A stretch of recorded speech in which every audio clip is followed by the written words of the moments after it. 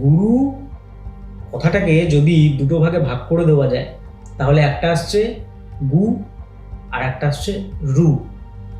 গু শব্দের অর্থ অন্ধকার, খারাপ, বাজে, যা কিছু বাজে আছে সেটা হচ্ছে গু। আর রু শব্দের অর্থ হচ্ছে যা কিছু ভালো।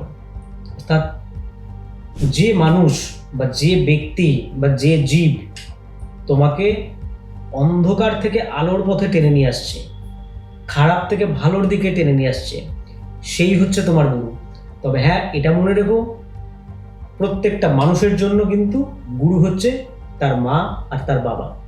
কারণ শিশু সন্তান মায়ের গর্ভে 9 মাস 10 দিন থাকে, একটা অন্ধকার জায়গায় মায়ের খাবার তাকে খেতে হয়, মায়ের শ্বাসে সে শ্বাস নেয়, সেখান থেকে মায়ের হাত ধরেই কিন্তু সে প্রথম পৃথিবীর আলো দেখে, অর্থাৎ অন্ধকার থেকে আলোর পথে আসছে। এবং তার পিতা তাকে লালন পালনে সাহায্য করছে, যা কিছু খারাপ আছে সেখান থেকে ভালোর দিকে তাকে নিয়ে যাচ্ছে, টেনে নিয়ে যাচ্ছে। এই যেমন হামাগুড়ি থেকে আঙ্গুল ধরে উঠে হাঁটাটা। সুতরাং সবসময় এটা মনে রেখো, গুরু হচ্ছে তোমার নিজের মা বাবা।